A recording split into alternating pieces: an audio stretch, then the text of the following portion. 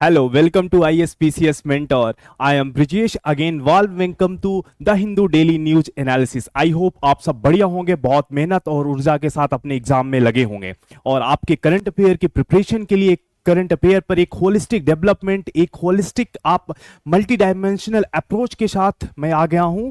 आपके लिए डेली लेके आता हूं, आज भी लेके आ गया हूं द हिंदू का डेली न्यूज एनालिसिस। तो आपका टाइम लिए बिना मैं आज देखता हूं आज के लिए आपके लिए क्या क्या इंपॉर्टेंट न्यूज हो रही है। तो सबसे पहला जो इंपॉर्टेंट न्यूज होती है, India committed to FTA with the UK से मोदी।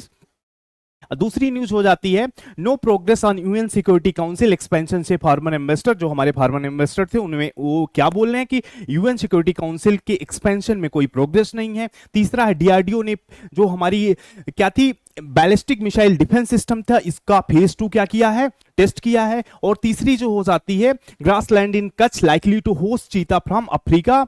और जो चौथा और टर्म इन द न्यूज में है वो एंजल टैक्स, और आज का एडिटोरियल हो जाता है outline of urban transformation in strategies. तो ये रहे आज के इंपॉर्टेंट जो कंटेंट्स। और हम आते हैं आज के पहले कंटेंट्स में। तो पहला कंटेंट हमारा क्या है, India committed to FTA with the UK से मोदी। तो मोदी जी ने अभी क्या है मीटिंग में क्या कहा कि इंडिया जो यूके के साथ क्या करने में फ्री ट्रेड एग्रीमेंट, एफटीए क्या है, फ्री ट्रेड एग्रीमेंट हो जाता है। क्या है एफटीए, ते हो जाता है, ये फ्री ट्रेड एग्रीमेंट है। ठीक है, आपको ध्यान रखना है ये फ्री ट्रेड एग्रीमेंट है। ये क्या है, एफटीए क्या है, एफटीए है free trade agreement. Free trade agreement होता है, ट्रेड एग्रीमेंट होता है। अब दोस्तों जो फ्री ट्रेड एग्रीमेंट होता है एक तरह से क्या है, एक तरह से ये एग्रीमेंट है बिटवीन द नेशन, किसके लिए, अपने ट्रेड या सिक्योरिटी या जैसे हम कोई भी सर्विसेज का एक्सचेंज कर रहे हैं उसमें हम बैरियर को रिड्यूस करके और एक कंट्री से दूसरे कंट्री या कंट्री हो सकती है, रीजनल ऑर्गेनाइजेशन हो सकता है, उनके बीच में क्या है ट्रेड को और बढ़ाने के लिए एक तरह से एक तरीका है। तो एफटीए और भी कई तरीके हो, जैसे एफटीए होता है उसी तरीके से है। एक तो हम पूरे सीक्वेंस में समझ लेते हैं कि इंटरनेशनल लेवल पे एक कंट्री दूसरे कंट्री से कितने तरीके से एग्रीमेंट कर लेते हैं, इससे आपको फ्री ट्रेड एग्रीमेंट को समझने में हेल्प होगी। तो हम देख लेते हैं, इसके लिए देखते हैं। तो जो सबसे पहला होता है, जो अगर हम सबसे पहले देखें तो सबसे पहले क्या होता है, अगर हम बात कर लेते हैं तो सबसे पहले एक होता है पीटीए।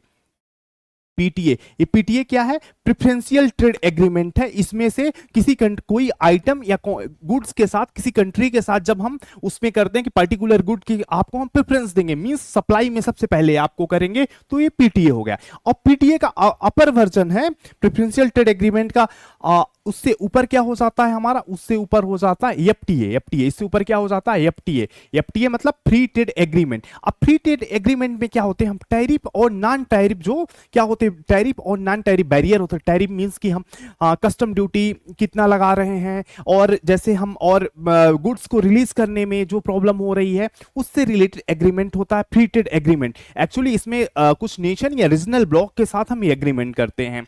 और इसमें क्या होती है, पीटीए से एफटीए में हम ज्यादा क्या, इसमें अभी तक हम टैरिफ और उसकी बात नहीं की, यहां पे टैरिफ और नॉन टैरिफ जितने भी बैरियर है उनको भी रिड्यूस करने की बात आ जाती है। और एफटीए के आगे क्या हो जाता है, एफटीए के आगे हो जाता है कंप्रीहेंसिव इकोनॉमिक कोऑपरेशन एग्रीमेंट, शेसा। अब हम जैसे एफटीए तो कई नेशन के साथ है, कई ऑर्गेनाइजेशन के साथ है। अब बात आती है शेसा किसी के साथ है, हाँ तो दोस्तों हमने कंप्रीहेंसिव इकोनॉमिक कोऑपरेशन एग्रीमेंट किसके साथ किया, तो जैसे हम देख लेते हैं सिंगापुर के साथ है हमारा, सिंगापुर के साथ है हमारा, और किसके साथ है, मलेशिया के साथ हम कर रखे हैं, मलेशिया के साथ क्या कर रखे हैं। इसमें जो और ट्रेड से रिलेटेड और क्या होती है और सहूलियत दी जाती है, तो ये नेक्स्ट हो गया, इसका वर्जन शेषा हो गया।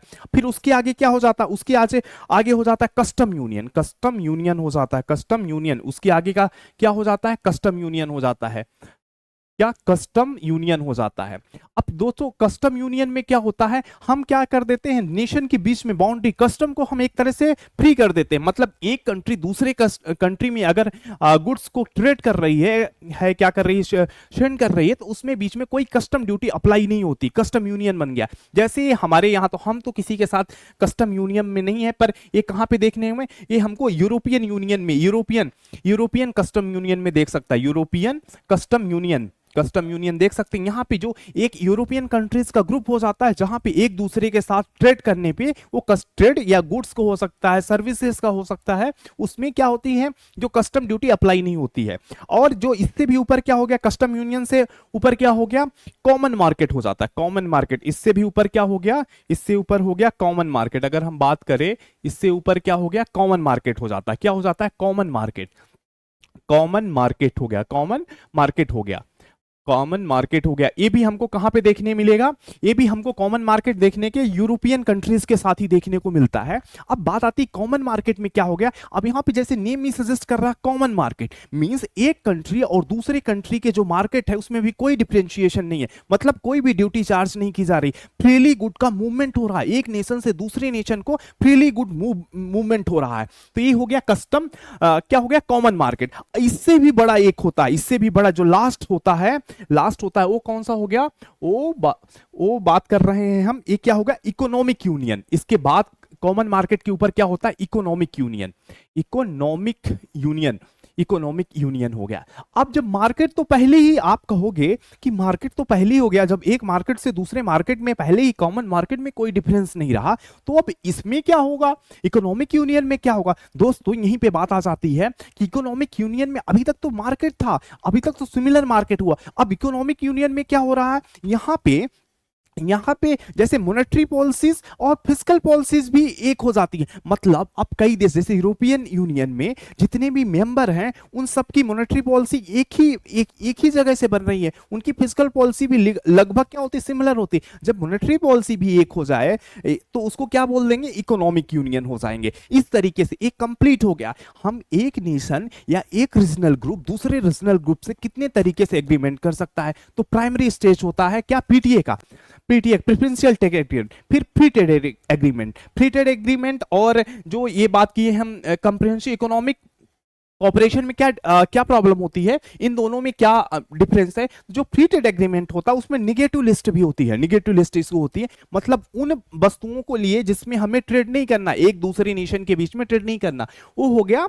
तो इन दोनों के बीच में ये डिफरेंस हो गया। नेक्स्ट कस्टम यूनियन बन गया, मींस अब जो है कस्टम ड्यूटी हट गई। अब जो जितने भी देश में सप्लाई कर रहे हैं गुड, उसमें जो ग्रुपिंग हो गई जिसके बीच में हम कस्टम यूनियन एग्रीमेंट कर रहे हैं, उनके बीच में कोई कस्टम ड्यूटी अप्लाई नहीं होगी। फिर उससे ऊपर हम आ जाते हैं कॉमन मार्केट में। अब कॉमन मार्केट में तो जैसे नाम से सिमिलर है, कॉमन है मार्केट, उसमें कोई भी क्या है, चार्जेस अप्लाई नहीं होते। और उससे ऊपर जब हमारी मॉनेटरी पॉलिसी भी एक हो जाए तो उसको हम इकोनॉमिक यूनियन बोलते हैं। जैसे इसका एग्जांपल यूरोपियन यूनियन, यूरोपियन जो यूनियन है वो एक तरह से क्या है, एक तरह से इकोनॉमिक यूनियन है। अब हम आ जाते हैं, हाँ नेक्स्ट पे आप बात कर रहे थे अभी कि जो हमारी न्यूज थी कि इंडिया क्या है, कमिटेड है फ्री ट्रेड एग्रीमेंट करने के लिए यूके से। तो इंडिया के बात कर रहा है यूके के साथ टॉक में, अपना मतलब अपना वो बताया है कि हम किसमें एक तरह से कंप्रिहेंसिव, किस तरीके से एफटीए किस में बात कर रहा है, एक तरीके से हम क्या कर रहे हैं, कंप्रिहेंसिव स्ट्रेटजिक भी कर रहे हैं, स्ट्रेटजिक भी बात कर रहे हैं। और क्या है, हम किस पे बात कर रहे हैं, टेक्नोलॉजी पे बात कर रहे हैं, ग्लोबल कोलैबोरेशन बनाने की बात कर रहे हैं। मतलब हम कमिटेड हैं फ्री ट्रेड एग्रीमेंट करने के लिए यूके से। अब बात आ गई, जैसे हमने यहां पे बताया ही है कि फ्री ट्रेड एग्रीमेंट क्या होता है, तो फ्री ट्रेड एग्रीमेंट के बारे में आप समझ गए। अब हमें बात आता है कि हम जो अगर यूके के साथ फ्री ट्रेड एग्रीमेंट कर रहे हैं तो हमको क्या बेनिफिट हो रहा है, क्यों हम कमिटेड है फ्री ट्रेड एग्रीमेंट करने के लिए। यहां पे बात यूके की है, इस वजह से यूके की है। यहां पे दोस्तों जो हमें समझने का तरीका होगा वो एक ही होगा, चाहे हम यूके की बात करें, चाहे अगर यहां पे हम यूके की जगह पे हम कर सकते हैं किससे, यूएसए के साथ हम फ्री ट्रेड एग्रीमेंट कर रहे हैं। तो हमारे लिए जैसे ये एक जनरल आपको समझना है कि फ्री ट्रेड एग्रीमेंट हमारे लिए कैसे बेनिफिशियर होता है। तो हम समझते हैं, सबसे पहले क्या करता है, इकोनॉमिक ग्रोथ करता है। किसके लिए क्या करता है, इकोनॉमिक ग्रोथ करता है। इकोनॉमिक क्या करता है, ग्रोथ करता है, इकोनॉमिक ग्रोथ करता है। अब आप बात करेंगे इकोनॉमिक ग्रोथ कैसे करेगा, जब एक नेशन के साथ, एक नेशन दूसरे नेशन के साथ जब बायलैटरल ट्रेड उनका बढ़ेगा, जब बायलैटरल ट्रेड बढ़ता है तो वहां पे न्यू मार्केट एक तरह से आता है ना।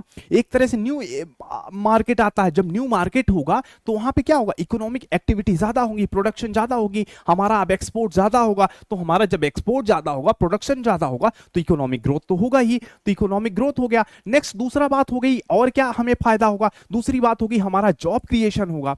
जॉब क्रिएशन होगा।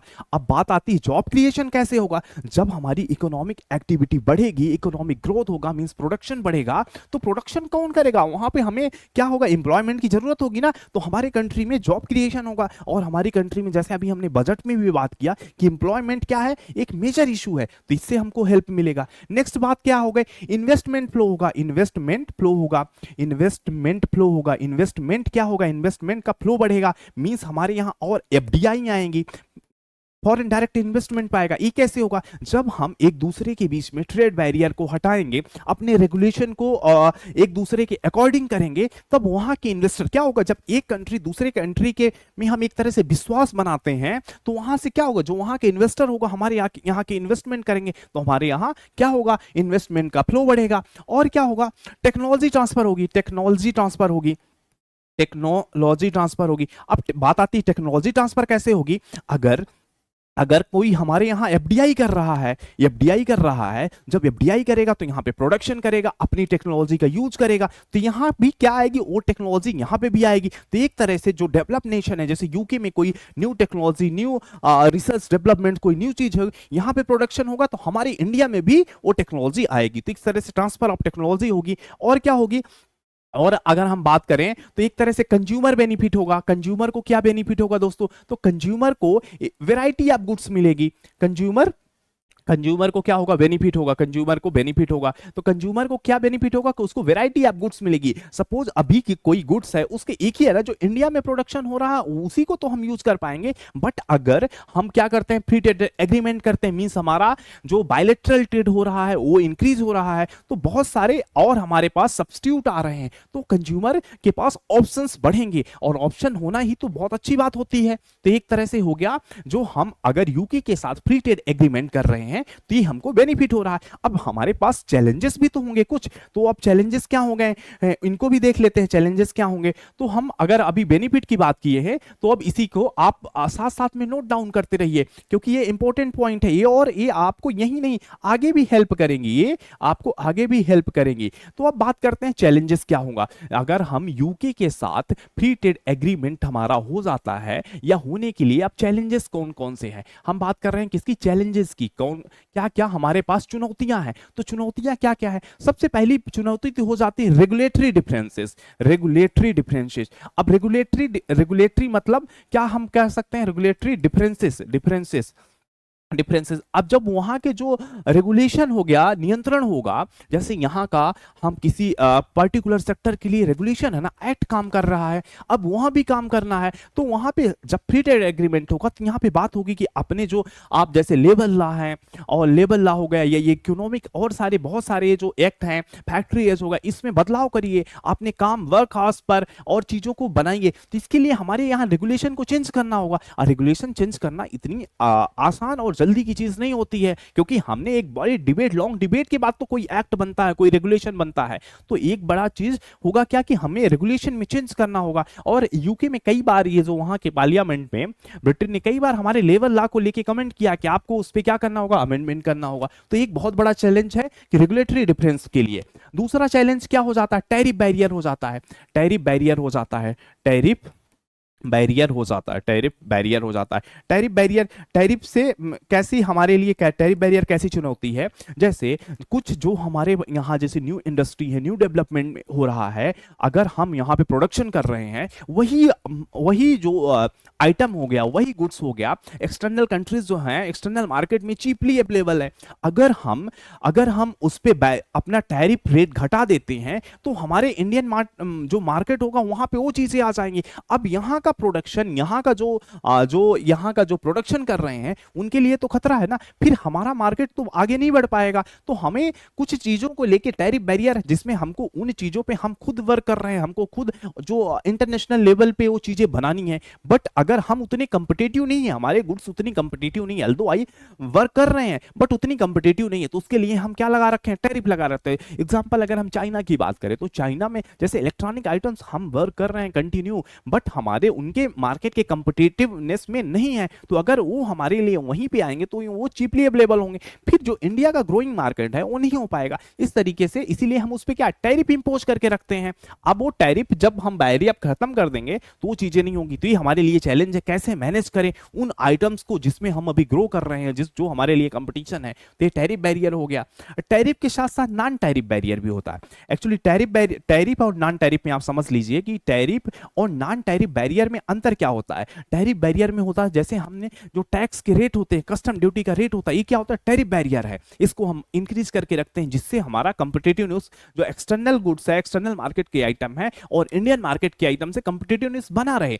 बट अगर हम हाँ टैरिफ तो ये हो गया। अब नॉन टैरिफ आपको समझना था। नॉन टैरिफ में हम कहते हैं टैरिफ के अलावा और जो चीजें होते हैं और इंस्ट्रूमेंट होते हैं जिसके थ्रू हम क्या कर रहे हैं, जो हमारे एक्सटर्नल एक तरह से जो वही आइटम है उसको हम क्या कर रहे हैं, उसको हम डिग्रेड करने के लिए, उसको यहाँ पे इंडिया में वो चीपली अवेलेबल ना हो पाए उसके लिए हम उपाय करते हैं। जैसे हम नॉन टैरिफ में हो गया, जैसे हम क्या करते हैं नॉन टैरिफ में अगर हम बात करें तो जैसे कोटा हो गया, हम कोटा लगा के रखते हैं, कोटा हो गया, कोटा हो गया। और कोटा में क्या होता है, जैसे हम कोई पार्टिकुलर, जैसे सपोज करो ये पेन है, इसकी हम एक ईयर में केवल 1000 पीसेस ही हम इंपोर्ट कर सकते हैं। अब इससे ज्यादा नहीं कर सकते हैं ना, तो अब ये एक तरह से क्या हो गया, रोकना हो गया कि एक लेवल से ज्यादा वो चीजें ना आ पाए। तो ये हो गया नॉन टैरिफ बैरियर। तो हमारे पास रेगुलेशन के चैलेंजेस हैं, टैरिफ बैरियर है, नॉन टैरिफ बैरियर है। उसके अलावा क्या हो गया, उसके अलावा लेबर इन इन्वायरमेंटल स्टैंडर्ड है, और उसके अलावा क्या है, लेबर इन इन्वायरमेंटल स्टैंडर्ड है। उसके अलावा अगर हम बात करें तो लेबर इन इन्वायरमेंटल, जैसे हमने अभी बताया है ना, इन्वायरमेंटल स्टैंडर्ड, जो हमारे यहाँ काम करने का जो हमारा लेवल रहा है, वो जो ब्रिटेन है एक डेवलप्ड नेशन है, उनके कंपिटेटिव में, उनके अगर हम उनसे तुलना करें तो हमारा लेवल ला क्या है, जटिल है। यहाँ काम करना उतना आसान नहीं है। वो चाहते हैं उस तरीके की चीजें जो डेवलप्ड नेशन पे है, ओपरेगेट। तो हम यहाँ का ये अगर एक जो अगर हम बात करें यहाँ का एंटरप्रेन्योर वो चीजें बियर नहीं कर सकता है। तो ये हमारे मुख्य चैलेंजेस हो गए हैं। और नेक्स्ट एग्रीकल्चरल सेक्टर के भी है। जैसे एग्रीकल्चरल सेक्टर में कुछ गुड्स जो हैं एग्रीकल्चर सेक्टर में, अगर हम वो चीज़ें ला देते हैं तो ज़्यादा क्वांटिटी, तो यहाँ का हमारा जो एग्रीकल्चर प्रोडक्शन है उस पे उसको डिटेरियोरेट करेगा, उस पर एक बैड इम्पैक्ट जाएगा। तो ये तरीके से हमने देखा फ्री ट्रेड एग्रीमेंट क्या होते हैं, टाइप्स ऑफ एग्रीमेंट क्या होते हैं, फ्री ट्रेड एग्रीमेंट करने से क्या बेनिफिट है, क्या हमारे पास ड्रॉबैक है। तो इस तरीके से इस आर्टिकल की लगभग चीज़ों को हमने देख लिया है। और ये रहा यूपीएससी प्रीलिम पीवाईक्यू 2017 का। इसको आप अटेम्प्ट करिएगा और इसका आंसर आप मुझे कमेंट बॉक्स में दीजिएगा। नेक्स्ट बात आ जाती है, नेक्स्ट जो हमारा आर्टिकल है, इसमें ये आर्टिकल किस पे बेस्ड है, no progress on UN security council expansion से फॉर्मर एम्बेसडर। जो हमारी फॉर्मर एम्बेसडर थी उन्होंने ये बात कहा है कि हमने बहुत सारा एफर्ट किया कि हम क्या करें, यूएनएससी। आप पहली चीज तो आप ये समझ लीजिए कि यूनाइटेड नेशन सिक्योरिटी काउंसिल है क्या, आप ये समझ लीजिए यूनाइटेड, तब हम बात कर लेंगे कि हमने क्या है। यूनाइटेड नेशन यूएनसी क्या है, यूनाइटेड नेशन सिक्योरिटी काउंसिल है। और ये है क्या यूनाइटेड नेशन सिक्योरिटी काउंसिल, तो दोस्तों ये क्या है, ये जो यूएन के 6 जो प्रिंसिपल ऑर्गन है, यूएन के यूनाइटेड नेशन के कितने ऑर्गन है, 6 जो है मुख्य ऑर्गन है, मुख्य पार्ट है, उसमें से एक है यूएनएससी है। अब इसका गठन कब होता है, UNSC United nation security council का गठन 1945 में होता है। और किसके थ्रू होता है, तो यूएन चार्टर के थ्रू इसका गठन होता है। ठीक है, अभी तो गठन हो गया। और इसके अलावा अब हम बात कर लेते हैं कि इसके मेंबर की बात कर लेते हैं। तो इसमें यूएनएससी में टोटल 15 मेंबर है, 15 मेंबर है, टोटल 15 मेंबर होते हैं, जिसमें से 5 क्या होते हैं, 5 परमानेंट मेंबर होते हैं, इन्हीं को क्या बोलते हैं, P5 बोलते हैं। और 10 क्या होते हैं, 10 क्या होते हैं, टेम्परेरी होते हैं, जो हर 2 वर्ष में, हर 2 वर्ष के लिए इलेक्ट होते हैं, नॉन परमानेंट मेंबर इनको बोला जाता है। और हर 2 वर्ष के लिए क्या होते हैं, इलेक्ट किए जाते हैं, किसके through, general assembly, general assembly के थ्रू एक या हर 2 साल के लिए इलेक्ट किए जाते हैं। इस तरीके से क्या हो गए। अब बात आती है कि ये P5 में 5 कौन है, 5 कौन है, इनको भी आपको पता होना चाहिए ना कि ये 5 कौन है। तो 5 में कौन हो गया, चाइना हो गया, चाइना हो गया, चाइना हो गया, रशिया हो गया, रशिया हो गया, चाइना हो गया, रशिया हो गया, यूनाइटेड किंगडम हो गया, यूके हो गया, और कौन हो गया, यूएस हो गया, और कौन हो गया, और यूके और यूएस, ये क्या है, यूएस है दोस्तों, ये यूके और यूएस, और कौन सा हो गया, फ्रांस हो गया, फ्रांस हो गया। आप अगर नहीं जानते तो इसको नोट डाउन करते रहिए। ये 5 परमानेंट मेंबर हो गए, ठीक है, ये 5 परमानेंट मेंबर हो गए। और 10 क्या होते हैं, टेम्परेरी मेंबर होते हैं, नॉन परमानेंट मेंबर होते हैं, जो जनरल असेंबली के थ्रू इलेक्ट किए जाते हैं। अब इन्हीं 5 मेंबर में अभी तक क्या है, 5 मेंबर ही हैं। अब इंडिया क्या चाह रहा है, इसमें मेंबरशिप चाह रहा है, इसी की बात किया जा रही है। अब इसका रिस्पॉन्सिबिलिटी क्या होती, क्यों चाह रहा है, क्योंकि ये एक क्या होता है, एक रिस्पॉन्सिबिलिटी होती है कि वर्ल्ड में क्या करें, हम पीस को इन्फोर्स कर सके, पीस को इन्फोर्स करें। और कोई देश अगर कोई जो वायलेशन करता है उस पर सैंक्शन लगा सके, जैसे रशिया पे सैंक्शन लगाया गया अभी यूक्रेन पे अटैक करने पे, उस पे सैंक्शन लगा है ना, तो ये सैंक्शन लगाने का काम करता है, ये रिस्पॉन्सिबिलिटी होती है।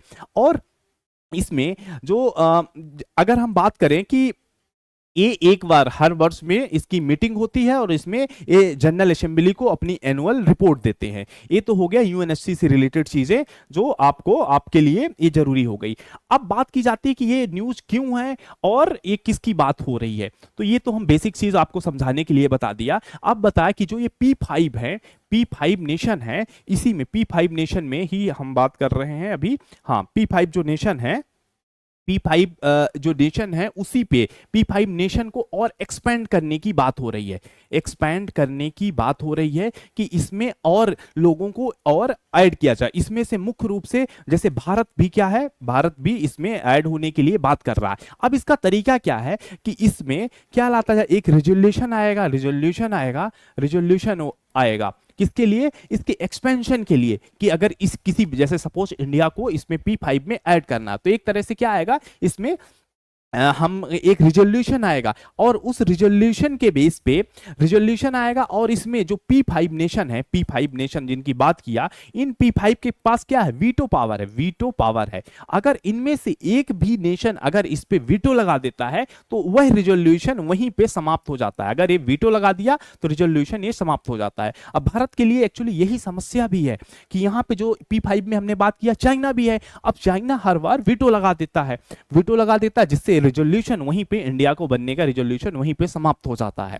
तो ये बात हो गई इससे रिलेटेड मुख्य। और इसी में बात किया जा रहा जो हमारी फॉरेन इन्वेस्टर थी रुचिका कंबोज, इसमें हम बता देते हैं जो हमारी फॉरेन इन्वेस्टर थी, कौन सी, रुचिका कंबोज जी हैं, उन्होंने ही ये बात कही है कि इसमें कोई भी जो इसका अब क्या है, बात क्या हो रही है कि ये जो तरीका है इसको दूसरा न्यू रिजोल्यूशन लाना पड़ेगा, न्यू वे आना पड़ेगा, क्योंकि ये सही नहीं है। तो इसको एक्सपेंशन की बात के लिए तो अभी ये बता रही हैं कि ये अभी अल्टरनेटिव की कोई बातचीत नहीं हो रही है।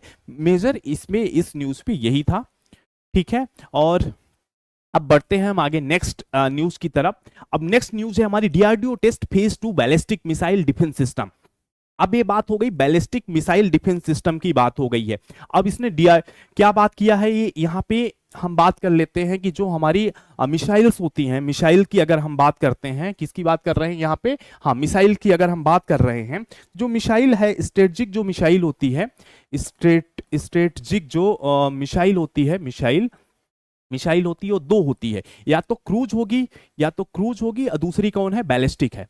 दूसरी कौन सी है, दूसरी बैलिस्टिक मिसाइल होती है, ठीक है। ये 2 मिसाइल होती है। अब यहाँ पे बात की जा रही है, अच्छा इसको हम ये भी बात कर लें कि इनका चलने का इनका काम का तरीका कैसा होता है। ये क्या होती है, जेट होती है, और ये जेट थ्रू आउट उसकी जर्नी में जेट लगा होता है, इसमें जेट के थ्रू ये चलती है, जेट लगा होता है और सब सोनिक स्पीड में चलती है। क्या है, सब सोनिक स्पीड इसकी स्पीड होती है इस पे, और जेट के थ्रू ये चलती है, ठीक है। और इसमें क्या होता है, ये जेट जो है थ्रू आउट फ्लाइट, जो इसका जहां तक उसका रेंज, जहां हम इसको थ्रू आउट फ्लाइट साइड तक जेट चलता है, ये समझना है। अब जो बैलिस्टिक मिसाइल होती है ये क्या होती है, रॉकेट पावर्ड होती है, रॉकेट पावर्ड होती है। अब इसकी क्या बात हुई, ये रॉकेट पावर्ड होती है, तो ये क्या होता है, जो बैलिस्टिक मिसाइल होती है रॉकेट के थ्रू पावर्ड होती है। अब रॉकेट के थ्रू जो पावर्ड होगी तो ये क्या हो, रॉकेट उसको क्या इनिशियल बूस्ट देगा, जैसे ये क्या रॉकेट इसको इनिशियल बूस्ट दिया, इनिशियल बूस्ट देगा। अब उसको बूस्ट उतना देगा जो अपने ट्रेजेक्टरी, जो उसकी ट्रेजेक्टरी होगी वहां तक होगा, फिर ट्रेजेक्टरी तक इसको इनिशियल बूस्ट देगी, फिर अपने टारगेट पे अकॉर्डिंग टू ट्रेजेक्टरी एक पैराबोलिक शिफ्ट करेगी। सपोज अगर हम बात कर रहे हैं यहाँ पे ये मिसाइल है, हम अगर बात कर रहे हैं इसको आप आई थिंक आप नोट कर लिए होंगे, सपोज ये मिसाइल है, इसका हमें यहाँ पे क्या है, हमारा टारगेट है, ये टारगेट है। अब यहाँ पे बूस्ट देके इसको यहाँ ट्रेजेक्टरी, यहाँ सपोज ये ट्रेजेक्टरी यहाँ पे ला देगी,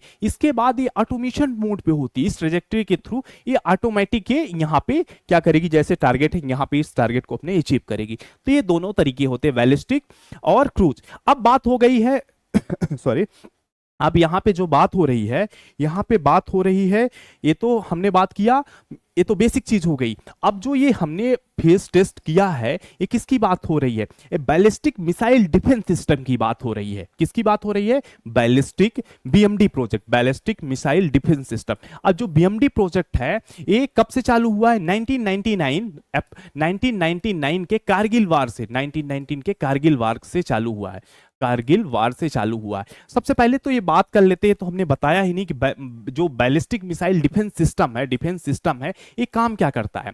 सो हमारे जो नेबर हैं वहां पे, जैसे हमने स्पेशली पाकिस्तान और पाकिस्तान और चाइना में बैलिस्टिक मिसाइल का डेवलपमेंट तेजी से हुआ। यहाँ पे क्या है, बैलिस्टिक मिसाइल है। अब हमको बैलिस्टिक मिसाइल है, हमारे पास भी बैलिस्टिक मिसाइल है, बट अगर वो हम पे अटैक करते हैं तो हम कैसे उसको हम कैसे डिफेंस करेंगे। तो उसी अगर वो सपोज पाकिस्तान हम पे बैलिस्टिक मिसाइल से अटैक करता है तो उसके लिए हम डिफेंस सिस्टम, उससे हम कैसे बचेंगे, यही है BMD, ballistic missile defence system. और बीएमडी के 2 फेजेस हैं, इसके क्या हैं, 2 फेज है, 2 फेज थे। 2 फेज, जो पहला फेज था, ऑलरेडी पहला फेज था वो कितना था, up to 2 kilometre, up to 2 kilometre का पहला फेज था। और जो सेकंड फेज है जिसको अभी हमने टेस्ट किया है, ये हमारा जो सेकंड फेज था, सेकंड फेज जिसको हमने टेस्ट किया है, ये कितने है, 5000 किलोमीटर का, 5000 किलोमीटर की रेंज का बात करती है। ठीक है, तो ये हो गया हमारा बैलिस्टिक मिसाइल डिफेंस सिस्टम। तो जो हमने अभी टेस्ट किया है फेज 2 का, मतलब 5000 किलोमीटर तक का हमने टेस्ट कर रखा है। अभी क्या करेगी, सपोज कोई मिसाइल आ रही है तो उसको अगर पाकिस्तान या कोई अटैक करता है तो वो इसको बीएमडी क्या करती है, सपोज कोई अटैक कर रहा है मुझे, तो बीएमडी, जो बीएमडी होगी, BMD ballistic missile defence system जो है इसको इंटरसेप्ट करेगी और वहीं पे इसको डिस्ट्रॉय कर देगी। तो ये हो गया बैलिस्टिक मिसाइल डिफेंस सिस्टम। और जो चीजें होती हैं उसके बाद में हमने बात किया कि बैलिस्टिक मिसाइल सिस्टम की शुरुआत कब हुई, कारगिल वार अप्रॉक्स 1999 से इसकी शुरुआत होती है। और इसके 2 फेजेस थे, हमने इसके बाद कर लिया। और इसका डेवलपमेंट, बीएमडी का डेवलपमेंट किसके द्वारा किया जा रहा है, तो जो बीएमडी का डेवलपमेंट है वो डीआरडीओ और जो हमारे अदर नेशन है जैसे बीईएल, भारत इलेक्ट्रॉनिक लिमिटेड, इनके साथ मिलके डीआरडीओ ये कर रहा है। ठीक है, और भारत के पास बैलिस्टिक मिसाइल कौन कौन सी है ये भी हमको पता होनी चाहिए कि हमारे पास बैलिस्टिक मिसाइल कौन कौन सी है। तो हमारे पास पृथ्वी है, कौन सी है, पृथ्वी हो गई, पृथ्वी हमारी बैलिस्टिक मिसाइल है। त्रिशूल है, पृथ्वी, त्रिशूल, अग्नि है, और कौन सी है, K4 है। ये सब हमारे पास बैलिस्टिक मिसाइल है। तो ये बात हो गई। हाँ, ये आर्टिकल यहीं पे कंप्लीट होता है।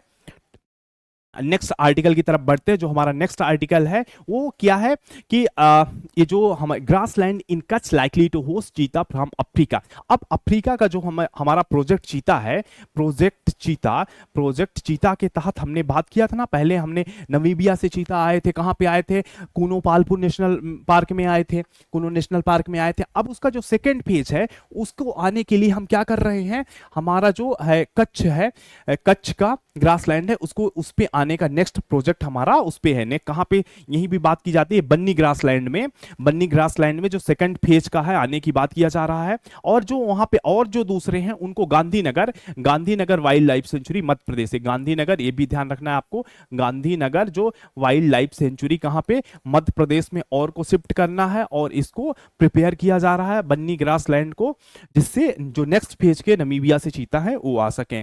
ठीक है, ये बात हो गया। और जो बन्नी ग्रासलैंड है वो 3500 स्क्वायर किलोमीटर को कवर कर रहा है, जिससे वो क्या एक तरह से सफिशिएंट स्पेस मिल रहा है उनके सपोर्ट के लिए। बेसिकली ये न्यूज यही है। और बात करते हैं, हाँ जैसे, हाँ ये हम अगर बात कर रहे हैं कि लास्ट ईयर जो हमारे पास सितंबर 2022 में जो हमारा प्रोजेक्ट चीता में पहली बार नमीबिया से आए थे, कब आए थे? सितंबर 2022 में आए थे। सितंबर 2022 में चीता आए थे, जिसमें से कितने आए थे? 20 चीता आए थे। 20 चीता आए थे। 20 चीता आए थे, जो अभी भी 13 क्या कर रहे हैं? सर्वाइव कर रहे हैं। 13 उसमें से 20 में सर्वाइव कर रहे हैं। और 13 ये कब इनके बच्चे हुए हैं? तो टोटल आज के डेट में हमारे पास 26 हो चुके हैं। 26 हो चुके हैं। कहां पे? टोटल 26 हो गए हैं। द रिजर्व कैपेसिटी, अब बात कर रहे हैं कूनों की बात कर रहे हैं ना, वही ट्रांसफर करने की बात कर रहे हैं। 26 हो गए। अब कूनों की कैपेसिटी कितना? कूनों पे लाए गए थे ना दोस्तों, तो कूनों की कैपेसिटी कितनी है? 21 की है। कूनों की जो कैपेसिटी है 21 की थी, 26 हो गए, अब उसको रिजर्व किया जा रहा है। अब बात आते हैं नेक्स्ट आर्टिकल पे, आ जाते हैं। नेक्स्ट आर्टिकल हमारा रिलेटेड है एंजल टैक्स से। एंजल टैक्स, एंजल टैक्स से रिलेटेड है। एंजल टैक्स, इसके बारे में जान लेते हैं एंजल टैक्स होता क्या है। तो एंजल टैक्स को हम बात कर लेते हैं। एंजल टैक्स, एंजल टैक्स क्या होता है? ये अभी न्यूज में क्यों है? क्योंकि जो हमारी बजट अभी आपने देखा ही है और बजट का सेशन लिया भी होगा, मेरे द्वारा ही बजट कराई गई इस प्लेटफॉर्म में, पूरा डिटेल्ड है। अगर आप अभी तक नहीं देखें तो प्लीज उसको वॉच करिए, वो आपके एग्जाम के लिए बहुत इंपॉर्टेंट है। तो जो बजट 2024-25 में है उसमें एंजल टैक्स को खत्म कर दिया गया है। अब एंजल टैक्स होता क्या है? तो एंजल टैक्स दोस्तों होता क्या है? जो अनलिस्टेड कंपनी है, जो अनलिस्टेड कंपनीज हैं, वो अनलिस्टेड कंपनीज अगर शेयर लाती हैं, शेयर के लिए शेयर इशू करती हैं, अगर उनका शेयर जो फेयर मार्केट जो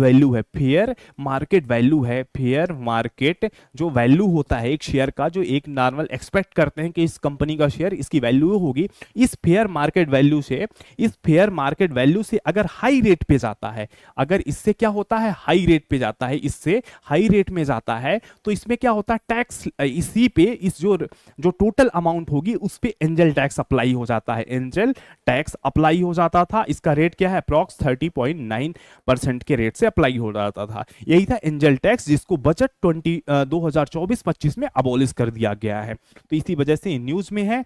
तो और इससे रिलेटेड चीजें तो हो गई, ठीक है, बात करते हैं, बस हो गया, ये इतनी न्यूज थी। अब हम आ जाते हैं अपने नेक्स्ट आर्टिकल पे। नेक्स्ट आर्टिकल है, इस पे ये भी बजट से रिलेटेड है, और बजट में जो हमारे अर्बन ट्रांसफॉर्मेशन की जो स्ट्रेटजीज पे बात की गई है उस पे रिलेट कर रहा है।